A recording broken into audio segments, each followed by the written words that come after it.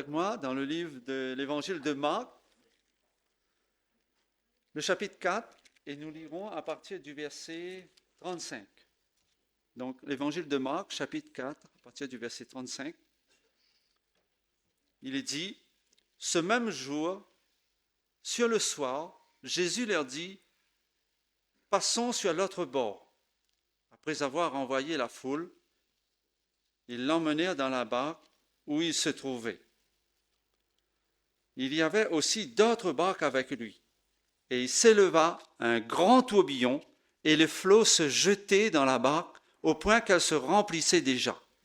Et lui, il dormait à la poupe sur le coussin. Ils le réveillèrent et lui dirent, « Maître, ne t'inquiètes-tu pas de ce que nous périssons ?»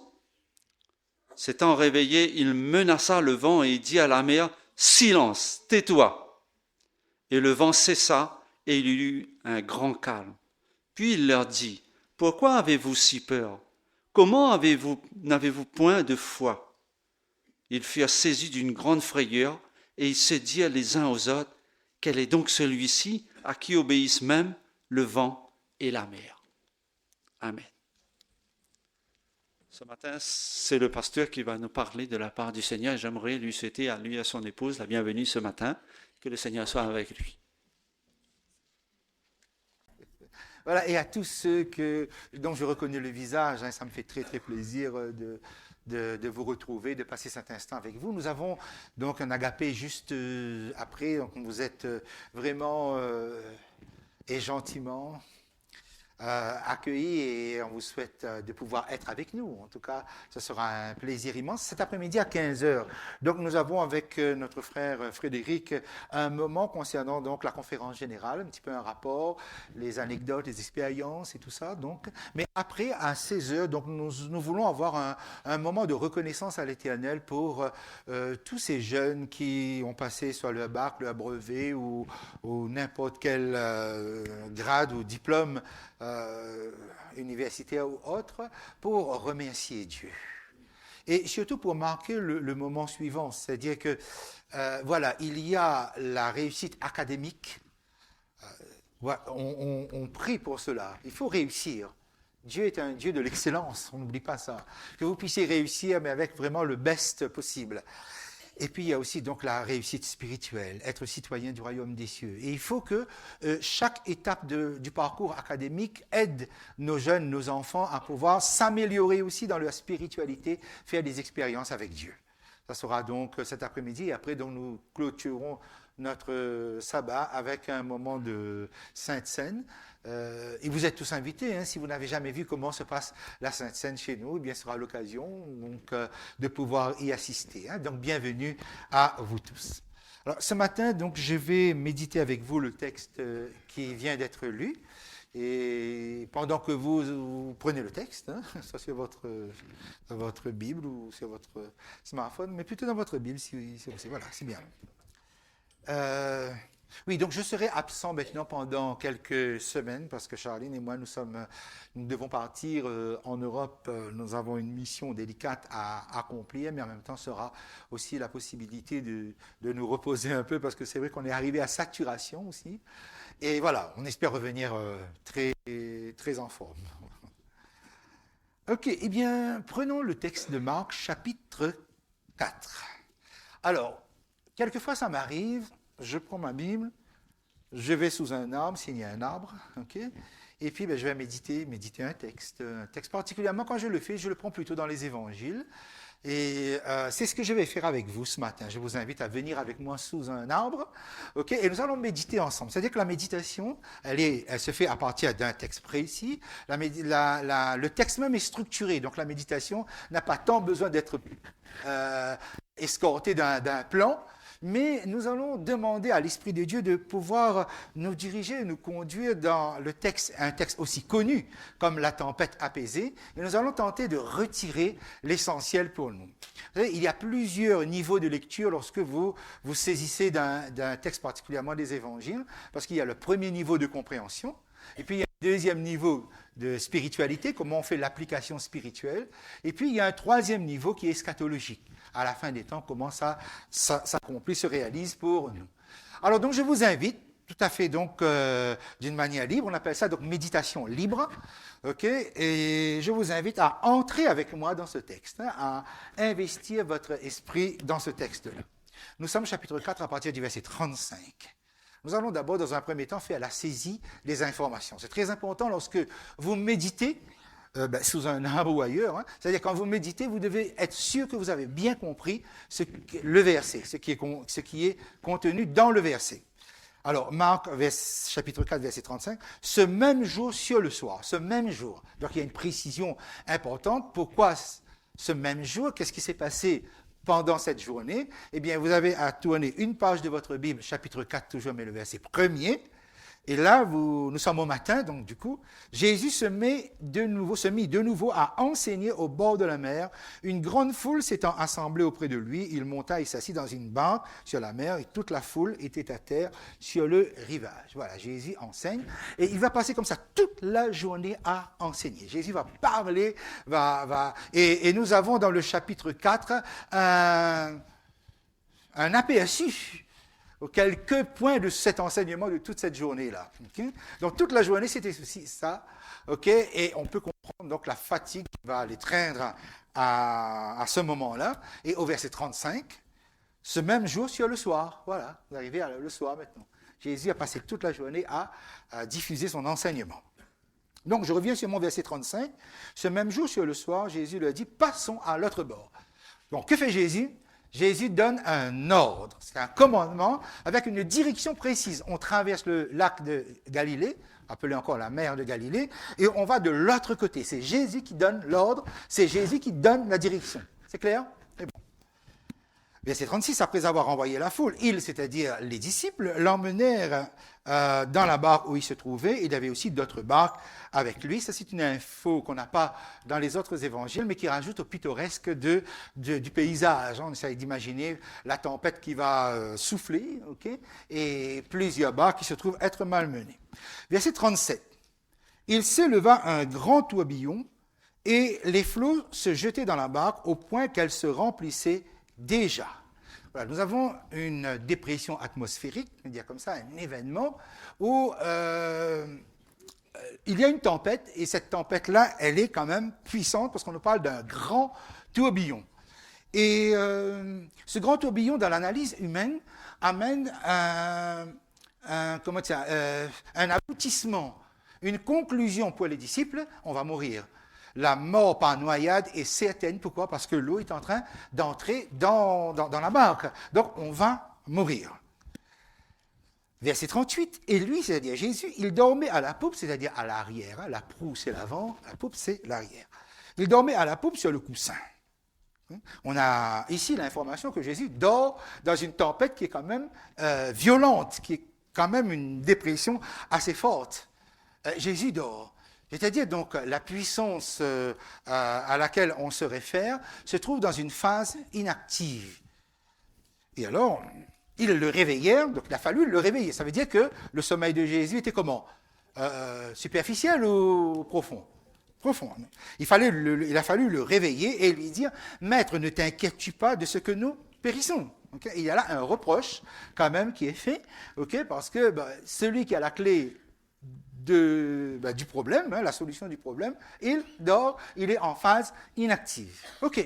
Quand on médite, on prend les informations comme ça vient. Les données sont là, on les prend et on les pose. Verset 39. S'étant réveillé, il menaça le vent et dit à la mer: Silence, tais-toi. Donc il menace la menace. Il y avait une menace et Jésus menace la menace et le vent cessa. Il y eut un grand calme.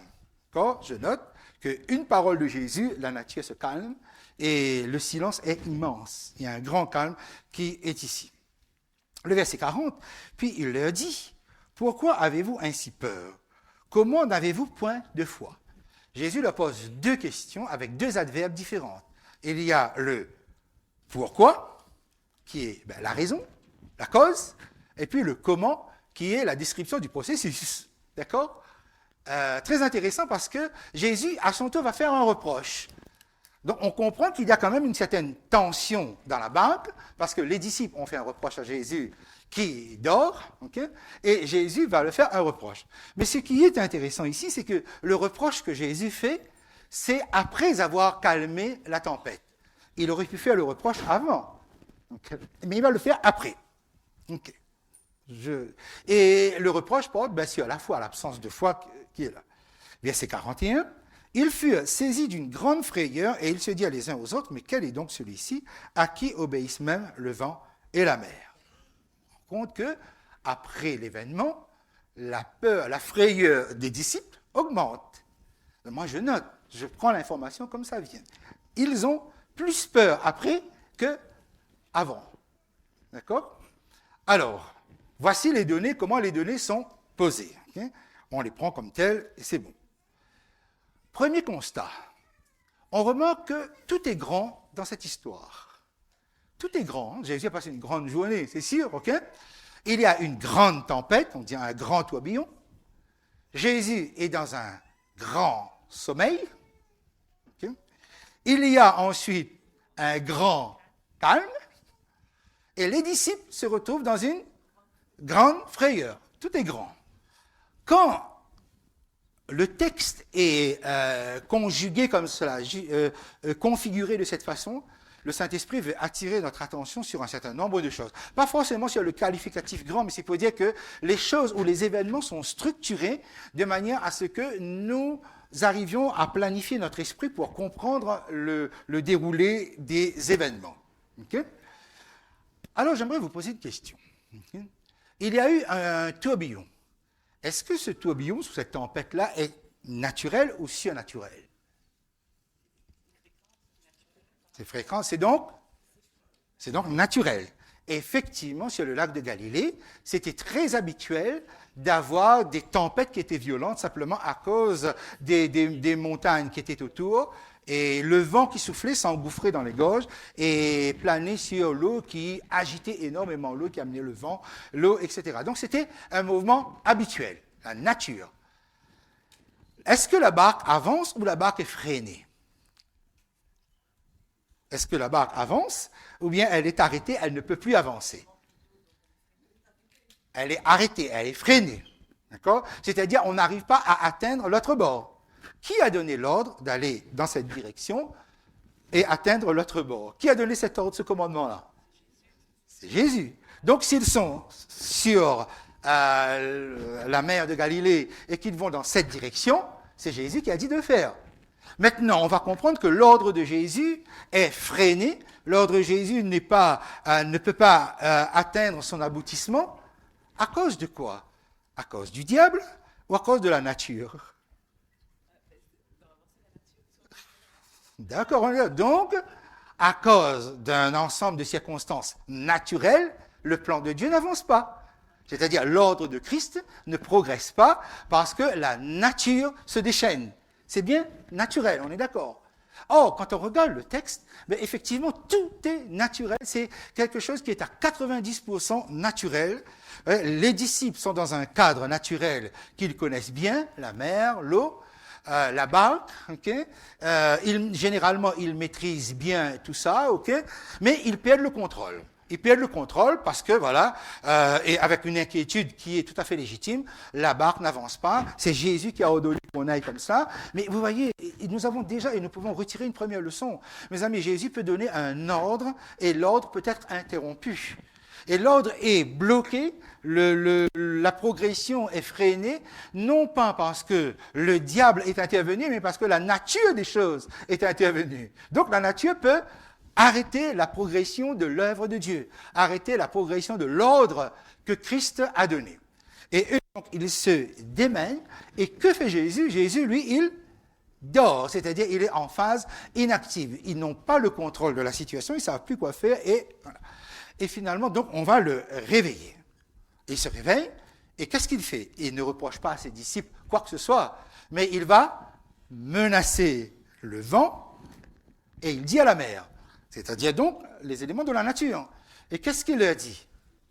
Silence, tais-toi. Voilà. Alors, il y a quelque chose qui est très intéressant. Tais-toi, c'est parce qu'il s'adresse au vent. Il suffit que le vent s'arrête pour que l'eau arrête de s'agiter aussi. Donc, vous voyez, tout ça, c'est bien, bien précis. Le fait, c'est que quand Jésus va utiliser cette expression « tais-toi », généralement, il l'utilise dans un cadre précis. Lequel?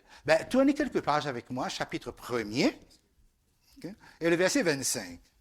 Généralement, Jésus l'utilise lorsqu'il neutralise la puissance des démons. C'est-à-dire que lorsque Jésus est dans le surnaturel, c'est-à-dire il y a une manifestation devant lui, il va utiliser cette expression.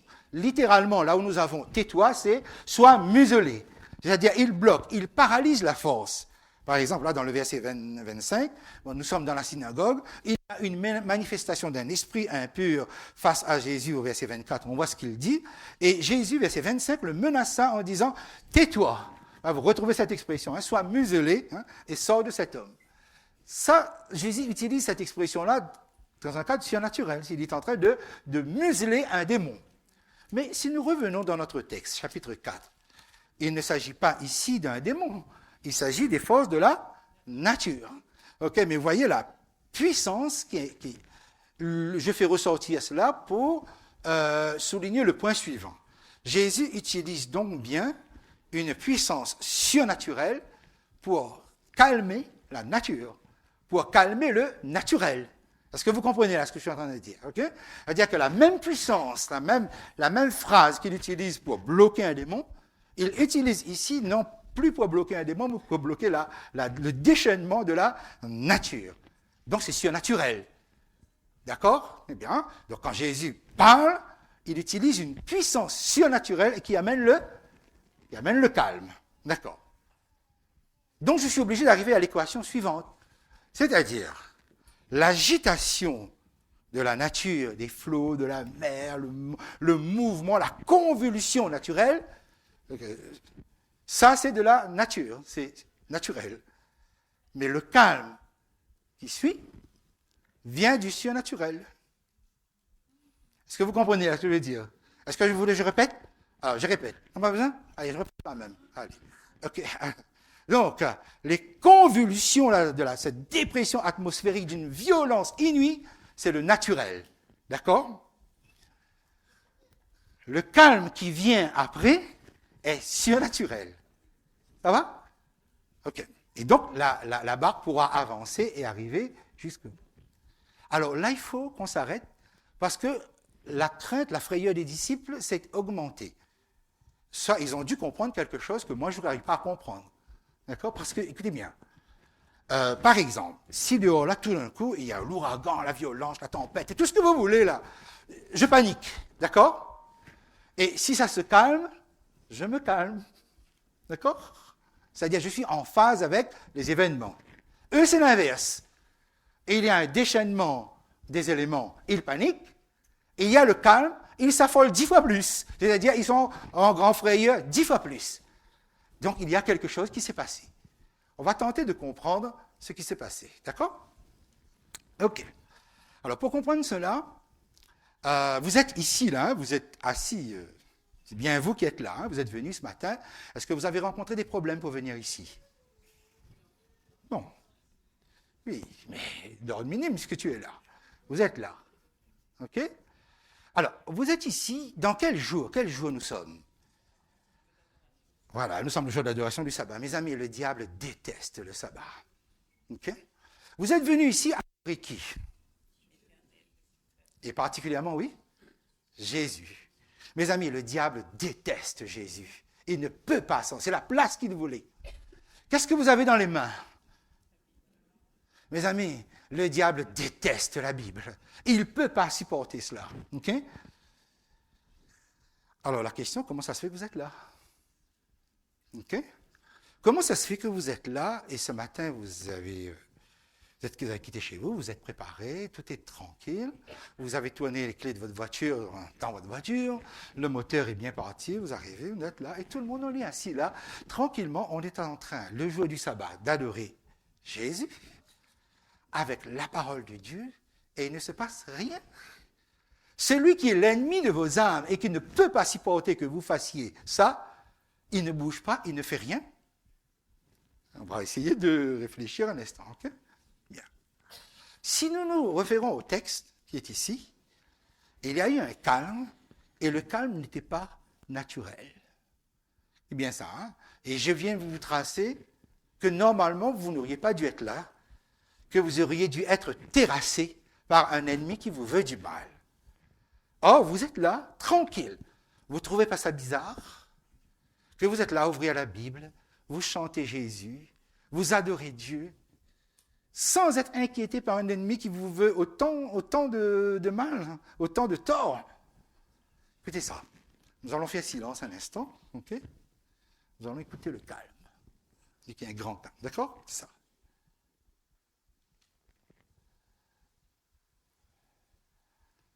Vous voyez ce calme-là? C'est pas normal. Ok? C'est pas normal. Alors, écoutez bien. Oui, ben voilà. Ben pour nous, c'est normal, on s'arrête. Mais on écoute. Tiens, il ne se passe rien. C'est bien ça. Il y a des personnes qui n'ont pas pu être avec nous. Hein? On pense à eux et tu as prié aussi pour eux. Il y a des personnes qui n'ont pas pu être avec nous. Pour quelles raisons? Je peux vous dire que toutes les raisons sont justifiées. Imaginons que je ne veux pas venir, je ne veux pas adorer, tous les justificatifs seraient valables. Okay? Pourquoi je ne vais pas? Je suis malade. Ok, je comprends, parce qu'on est malade.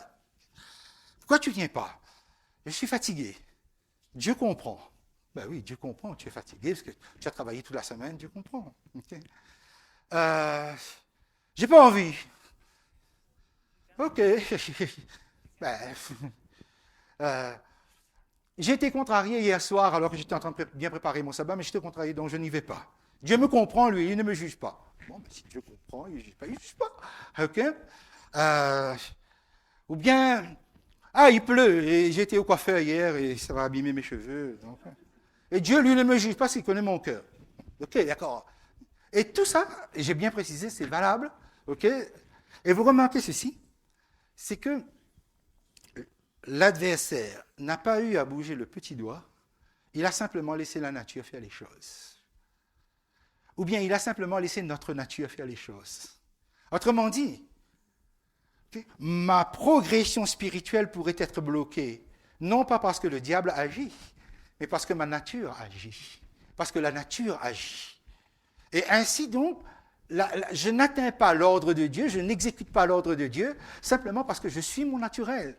Le diable n'a rien à faire, il a juste à se croiser les bras et puis à se réjouir qu'il ait atteint l'objectif sans avoir à intervenir.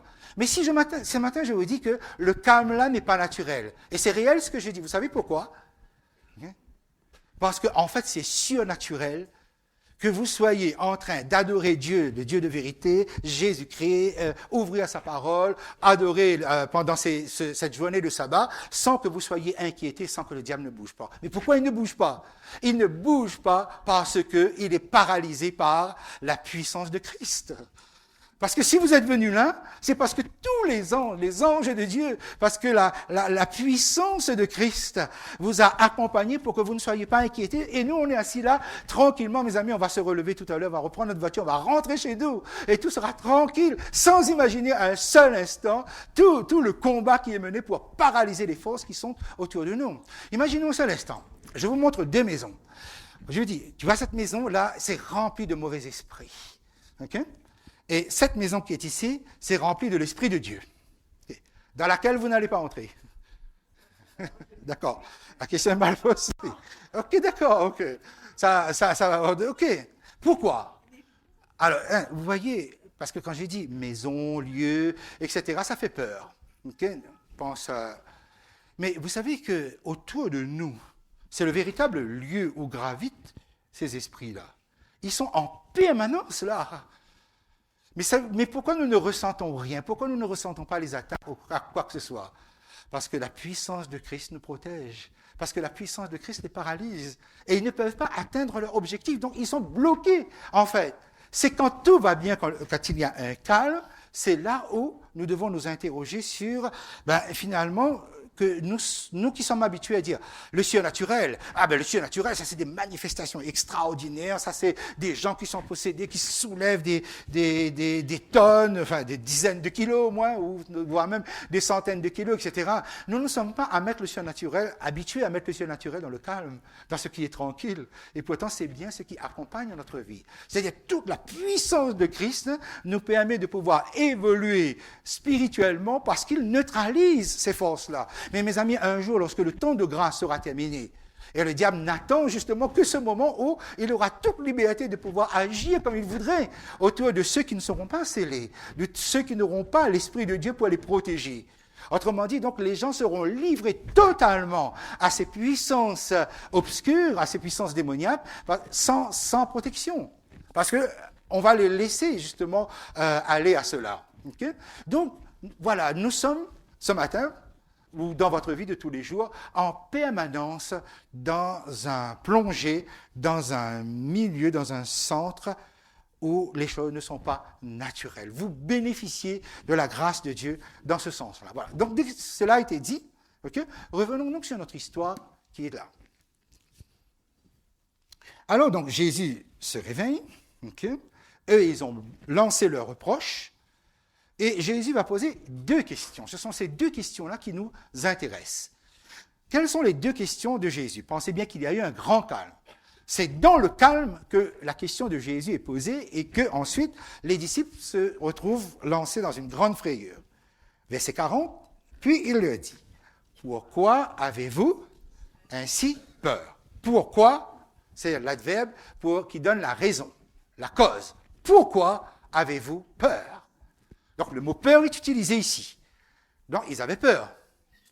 Mais tout à l'heure, lorsque je vous ai fait la remarque, il y a quelque chose qui est bizarre, c'est que les questions de Jésus se trouvent après avoir calmé la tempête et pas avant.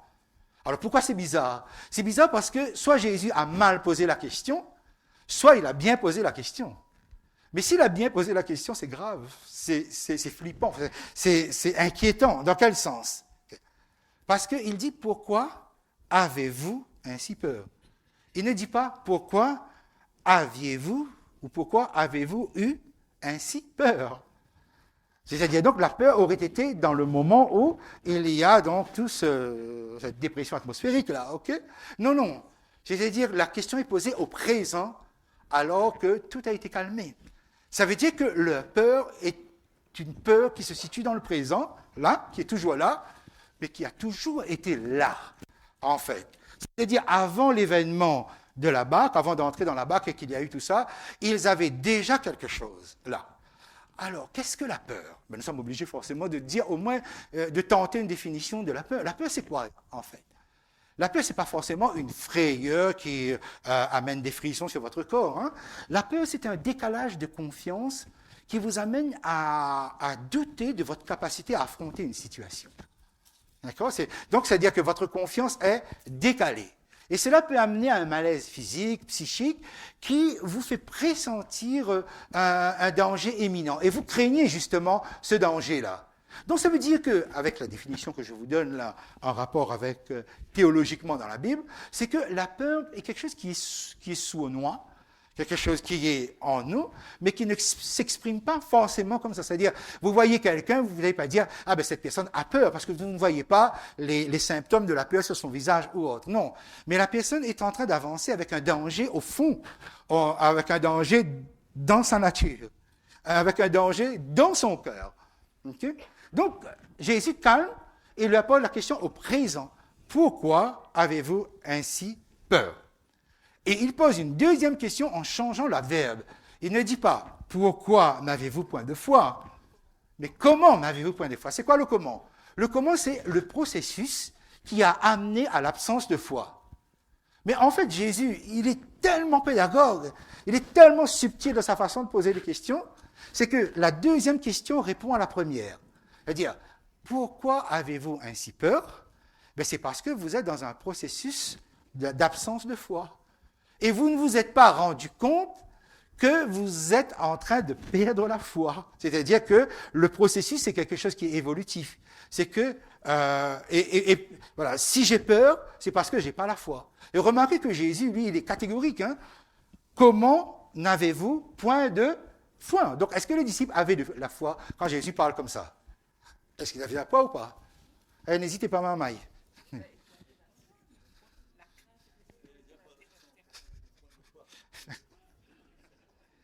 Vous êtes compliqués, vous. Mais seulement, voilà, vous avez raison, en fait. C'est-à-dire que s'ils sont allés vers Jésus, qui est la puissance, qui a la clé, est-ce qu'ils ont la foi? Bien sûr. Mais pourtant, Jésus leur dit, vous n'avez point de foi. C'est-à-dire, vous êtes dans un processus où vous n'avez pas de foi. Donc, ça veut dire que je peux avoir la foi tout en n'ayant pas de foi. D'accord? C'est-à-dire, maintenant, il faut essayer de comprendre. Chaque fois que nous avons quelque chose comme ça qui ne nous paraît pas logique, il faut juste comprendre. C'est-à-dire que je peux avoir une foi générale. Est-ce que tu crois que Dieu existe? Oui. Est-ce que tu crois que Jésus est le sauveur du monde? Oui. Est-ce que tu crois que Jésus revient? Oui. Est-ce que tu crois qu'il y a un royaume des cieux? Oui. Voilà. Mais tout ça, c'est général. Mais ça, un hindou, un musulman ou n'importe qui, voilà, on a une foi générale. Mais est-ce que j'ai la foi pour tenir dans un contexte précis face à un problème qui va être prégnant, prenant et douloureux, et je vais devoir affronter ce problème-là? Est-ce que j'ai la foi là? Donc vous avez des personnes qui ont la foi générale, sans avoir la foi en dose, en puissance spécifique, pour affronter un point névralgique, j'allais dire nodal même, okay, de leur existence. Est-ce que c'est clair quand je pose cette différence? Est-ce que vous comprenez ce que je suis en train de dire? Oui, c'est clair, hein? C'est-à-dire que j'ai la foi, mais la foi générale. Oui, je crois, okay? Mais cette foi-là n'est pas suffisante. Il faut une foi qui soit, où j'arrive à affronter, mais pour ça, il faut que je règle le problème de peur qui existe. Parce que, au fond, finalement, mais c'est là qu'on se rend compte qu'il y a des peurs qui sont dangereuses. Dans quel sens? C'est que, lorsque les disciples sont allés vers Jésus, okay, c'est une démarche. Attention, il y a un piège dans ma question. Hein? Okay? Qu'est-ce qui les a poussés à aller vers Jésus? Attention, je vais voir si vous suivez. Okay. Oui, c'est ça, en fait, oui. Vous voyez, il y a des démarches de peur qui ressemblent à des démarches de foi. Vous voyez? Parce que, mes amis, si Jésus calme la tempête, s'il menace le vent et la mer, hein, ok? C'est pas parce qu'il craint la menace du vent et de la mer, mais parce que les disciples ont peur. Il va donc accéder à une demande qui est motivée par la peur et non pas par la foi, en fait. Donc, il y a des démarches de peur qui ressemblent à la foi. Parce que simplement, j'ai une foi d'ordre général. Or, chaque enfant de Dieu sera appelé à affronter les problèmes, les points les plus obscurs qui sont en nous et qu'on n'aurait pas vu si on n'était pas placé dans un danger.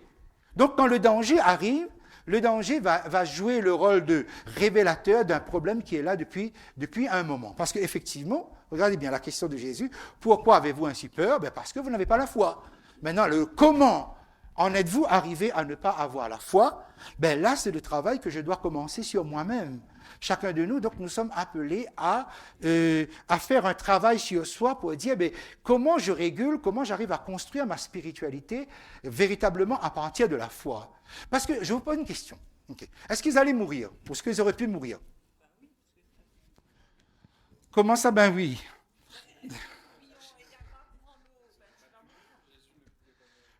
Voilà, ok. C'est-à-dire, écoutez bien, hein, la barque est sur l'eau malmenée. Ok?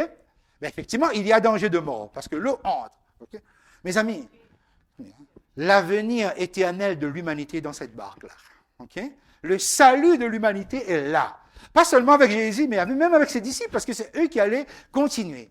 Est-ce que cette barque-là allait sombrer et que tout le monde allait périr? Non. Vous voyez que donc ça veut dire que c'est sorti, ça a été décalé, c'est sorti de leur esprit qu'il était impossible. Mais le fait, c'est quoi? Ce qui les trouble, c'est que Jésus dort. Et qu'est-ce qu'ils vont découvrir maintenant? Mes amis, même quand Jésus dort, sa puissance s'exerce. C'est pour ça qu'il dort. Donc si par exemple vous n'entendez pas, si vous faites face à un silence de Dieu, si vous avez l'impression que Dieu dort, que Dieu est dans une phase inactive, mais la puissance de Dieu est en mouvement, vous n'allez pas périr. Et eux, ils auraient dû comprendre cela. Mais pourquoi ils ne le comprennent pas? Mes amis, il y a des réponses qui sont pour notre vie, pour notre existence, pour nos problèmes, qui sont déjà là. Mais pourquoi nous ne le voyons pas? Parce qu'il y a quelque chose qui a supplanté la foi. Oh, qu'est-ce que la foi? Voilà, la barque est en train d'être malmenée, submergée par l'eau. Mais la foi, c'est Dieu qui intervient à la dernière minute. Regardez Abraham. Abraham est sur le point de sacrifier Isaac. Okay? À quel moment Dieu intervient pour dire arrête? Il y a là-bas. À quel moment? Le couteau est déjà sur l'enfant. Si Dieu n'intervient pas rapidement, mais Dieu intervient rapidement. Oh, c'est ça, c'est comprendre que c'est aller jusqu'au bout de la dernière minute. Regardez par exemple Sarah. Avait-elle eu la foi? Est-ce qu'elle croyait en les promesses de Dieu? Bien sûr. Est-ce qu'elle avait la foi? Alors, vous avez bien compris qu'il y a deux choses dans la foi. Est-ce qu'elle a cru dans les promesses de Dieu? Regardez bien ça. Hein? Dieu de la foi. Vous avez vu? Ben oui, Dieu a promis. Oui, bien sûr, il y aura, mais bon, ça ne vient pas. Voilà, parce qu'elle est une femme pratique. Il faut donner un coup de main. Il faut donner un coup de pouce à Dieu. Et vous voyez ce qui se passe? C'est que l'absence de foi dans un point précis nous amène à décaler dans la confiance et en balançant Agar vers Abraham, vous avez jusqu'à aujourd'hui les conséquences des problèmes ou des difficultés. Rebecca, est-ce qu'elle avait la foi? Non, mais vous pouvez dire oui, parce qu'elle avait la foi, sinon quand même, voilà. Alors, Rebecca avait la foi, ok? Et cependant, voilà, le mari vieillit, il voit plus trop clair, etc. L'enfant qui doit reprendre la relève, c'est le deuxième, c'est-à-dire Jacob, et voilà que Isaac est sur le point de bénir. Et elle sait, puisque Dieu lui a dit que c'est le deuxième, que c'est Jacob. Ok, donc voilà. Et pourtant, regardez ce qu'elle fait. Est-ce que Dieu aurait pu intervenir à la dernière minute? Est-ce qu'elle aurait pu avoir confiance en Dieu, c'est dire que, ok, je sais ça, mais c'est Dieu qui interviendra pour régler ça. Elle ne laisse pas Dieu intervenir. Elle ne laisse pas arriver à la dernière minute. Elle y va, elle fonce dedans, et vous voyez, c'est une tragédie c'est un drame qui va suivre. C'est vrai, l'œuvre de Dieu le plan de Dieu va se poursuivre, mais c'est dramatique, mes amis, ce qui se passe. Pourquoi? Parce que l'absence de foi, quand on a la foi générale, l'absence de foi sur un point précis qui nous touche sur un point stratégique de notre existence, cette absence de foi nous est fatale, peut nous être fatale. Et ça a été fatal à quelqu'un, à Saül, justement. Voyez, le roi Saül. Okay? Voilà, il faut faire le sacrifice. Samuel ne vient pas. Samuel dit attends 7 jours passent, Samuel ne vient pas. Et il voit le peuple avoir peur et le peuple s'éloigne, etc. Qu'est-ce qu'il fait pour garder le peuple? Qu'est-ce qu'il a fait? Voilà, et il sacrifie. Tragédie, c'est l'absence de foi. L'homme qui a la foi et par la suite, mes amis, ça va être à l'identique d'avoir un individu qui, comme cela, chaque fois, la peur va dominer. Et à chaque fois, il aura peur. Même après, et quand il a peur, qu'est-ce qu'il fait? Il met la responsabilité sur le peuple. C'est le peuple. Il a peur du peuple, mais il met la responsabilité sur le peuple. Et quand finalement, il confesse, c'est pour dire que finalement, il n'est pas trop pour grand-chose. En fait, ce n'est pas une véritable confession, une véritable repentance. Et vous savez comment ça finit? C'est dramatique. Vous savez pourquoi? Je vous dis une chose. Vous savez, quand Dieu vous appelle à des postes de responsabilité, à de grandes fonctions, si vous êtes parent, grand-parent, ou quoi que ce soit que Dieu vous accorde, votre profession, c'est une grande responsabilité. Il y a des problèmes qu'il faut résoudre pour rester à la hauteur de la tâche dans laquelle vous êtes. Or, Saül, lorsqu'il était encore jeune, Samuel réunit le peuple et Samuel dit je vais vous présenter le roi. Et il se prépare à présenter le roi, on cherche Saül. Où est Saül? Saül est caché dans les bagages. Il se cache. Il a fallu aller le tirer des bagages, le tirer là où il était, comme un gamin. Pourtant, il est fort, pourtant, il est grand, pourtant, il est beau, pourtant, il a toutes les qualités. Mais il a un problème dans sa vie. Et le fait, c'est quoi? C'est qu'avec le temps, si vous ne gérez pas, si vous ne réglez pas un problème qui est enfui au plus profond de vous, la foi va laisser la place à la peur, et la peur va vous autodétruire. D'accord? C'est-à-dire donc parce que Saül n'a pas résolu ce problème-là, alors qu'il devait être roi, mes amis, être roi et garder des problèmes comme ça au fond de soi, bien, quel est le problème? On ne le sait pas vraiment. Simplement, le fait qu'il se cache, ce n'était pas normal. Donc, l'Éternel nous envoie bien des moyens de comprendre notre propre problème. Mais qu'est-ce qui se passe? C'est-à-dire, il envoie des éléments déclencheurs, des éléments révélateurs. Par exemple, le problème de la barque sur l'eau, ce n'est pas le problème. La menace, la tempête n'est pas le problème. Mais la tempête va révéler qu'il y a un problème. Et vous avez vu ça? Donc, Jésus a fait les choses de façon à ce qu'il parle, hein? Jésus ne parle que 3 fois. Il parle, il dit tais-toi, et la nature se calme. Jésus se tourne vers ses disciples. Il parle à ses disciples. Et alors, qu'est-ce qui se passe? Donnez-moi l'état de leur nature. Comment ils sont? Une grande... En fait, c'est eux, ils ont ressenti une grande frayeur. Hein? Pourquoi avez-vous si peur? Mais la peur a augmenté. Autrement dit, regardez bien, la parole de Jésus calme plus facilement les forces de la nature que les forces de notre nature. Il est plus facile pour Dieu de calmer les ouragans que de calmer les problèmes les plus profonds qui sont dans notre cœur. Et or, eux, ils vont comprendre immédiatement ce que Jésus est en train de poser ici, ok? Qu'il va falloir qu'ils fassent un travail sur eux-mêmes pour pouvoir, parce que là, ils sont en face de Jésus, pour pouvoir résoudre ce point-là. Quel est le point que, certainement que chacun avait des problèmes qui étaient différents, mais à chacun de prendre ce temps de se remettre devant Jésus et d'apprendre à connaître qui est Jésus. Parce que mes amis, maintenant, ils ont peur. Ils n'ont plus peur à cause de la tempête. Ils ont peur maintenant à cause de la puissance qui se trouve devant eux. Que Jésus est donc plus fort. Jésus est donc plus... Et que le calme dans lequel Jésus les a plongés est plus terrifiant que l'agitation des vents et des eaux qui étaient autour. Mais là, il faut réfléchir. On remet Jésus devant soi et on prend le temps, mes amis. C'est pour ça que ils n'avaient plus à méditer sur la force de la tempête, mais sur la puissance de celui qui était devant eux et qui allait être la clé et la solution justement de cela. Je me rappelle lorsque j'avais fait une chute, je vous avais parlé de ça, hein, j'avais fait une chute qui m'aurait rendu handicapé à vie, okay, soit m'aurait conduit dans le tombeau.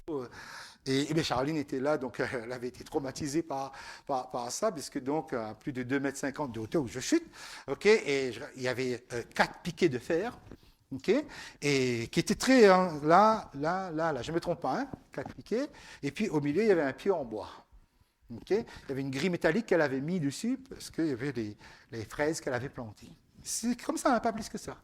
Quand je chute de cette hauteur, je tombe juste sur là où il n'y avait ni les fers ni le bois. Autrement dit, je me serais brisé la moelle épinière.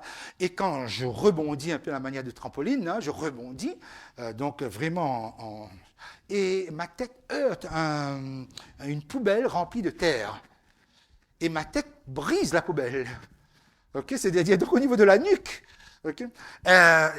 J'étais là, et puis les pompiers sont venus, les secours sont venus pour m'emmener. Et après, par la suite, donc le médecin me dira c'est le stéanum qui s'est cassé. Hein. Parce que tout le monde me demandait est-ce que je ressens encore? Est-ce que tu sens? Bon, voilà, je ne savais plus ce qu'il fallait dire, je ne sens pas, mais voilà, c'est là. Vous savez que je suis arrivé à l'hôpital à 7h30 à peu près, peut-être un petit peu avant. On m'a pris à 2h du matin. Tout ce temps-là, mes amis, en fait, tout ce temps-là, où les médecins ne pouvaient pas s'occuper de moi, il n'y a pas de psy non plus pour dire « Monsieur, vous avez fait une chute, il y a un traumatisme, que vous avez besoin de parler, etc. » Bon, ça n'existe pas. Alors, mes amis, j'avais le grand médecin céleste à qui j'ai parlé pendant toute la nuit, à qui je parlais avec Jésus. Et Jésus m'a fait comprendre, tu vois, c'est pas normal ça. Regarde, tu es en train de bouger un petit peu, tu as mal, mais je te soulage, je t'ai protégé, je t'ai porté quand tu es tombé, parce que tu aurais dû être handicapé à vie ou mourir. Or, ce n'est pas arrivé, c'est parce que j'étais là, parce que tu es protégé. Et j'ai discuté avec Jésus comme ça. Presque la moitié de la nuit, on a discuté ensemble.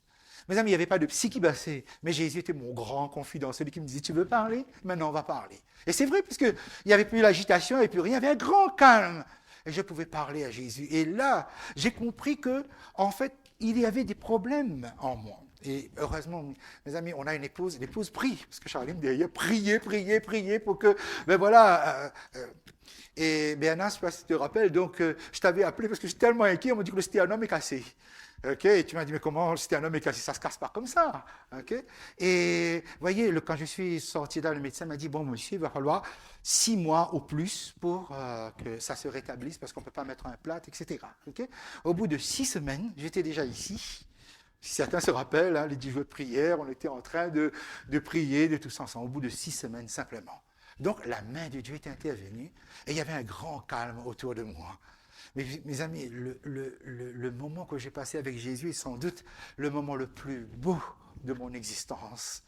C'était dur, c'était très très dur, mais il a fallu qu'il me remette en face de moi pour que je comprenne que j'avais des points qu'il me fallait résoudre. Sans doute que tous les points ne sont pas encore résolus, mais la véritable analyse, la véritable spiritualité se construit lorsque vous êtes en tête à tête avec Jésus. Quand vous avez un problème, Dieu ne vous demande pas d'analyser à fond tous les problèmes que vous avez eus dans votre enfance qui ont occasionné les traumatismes, mais focalisez-vous sur Jésus. Et plus vous apprenez à connaître Jésus, plus vous apprenez sur la puissance qui peut vous guérir, la puissance qui peut vous restaurer. Et c'est ça que les disciples avaient à apprendre, c'est que la peur doit laisser la place à la foi, la vraie foi qui surmonte et qui permet d'être vainqueur. Parce qu'au fur et à mesure qu'on avance vers le retour de Jésus, mes amis, Jésus posera lui-même la couronne sur notre tête lorsque nous commencerons les 1000 ans. Ça c'est clair, il posera la couronne de victoire sur notre tête. Mais nous avons des démons à affronter. Ces démons, le diable, il n'a pas besoin de trop de bouger. Il laisse notre nature faire les choses parce que des forces intérieures en nous agissent contrairement à ce que Jésus nous demande de faire.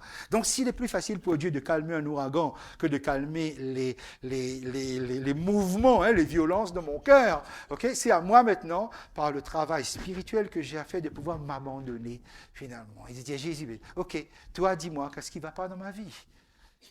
Et quel cheminement je dois entreprendre, quel processus maintenant pour restaurer la foi? Donc, le message, la réflexion de ce matin, c'est pour dire, attention, vous avez la foi. On ne peut pas douter que vous avez la foi. Personne.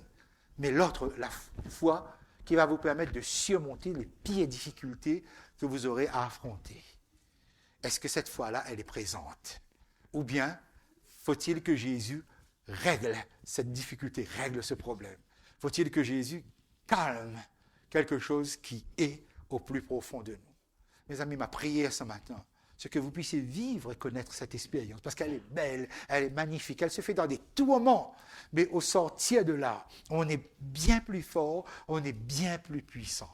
Gardons toujours Christ dans la perspective de notre vision et avançons avec ce sentiment qu'il est à nos côtés, qu'il ne nous abandonnera pas. Il ne vous abandonnera jamais parce que la seule puissance capable de vous remettre sur pied et à n'importe quel moment de votre existence, c'est bien la parole de Christ. Que l'Éternel vous bénisse abondamment. Amen. Thank you.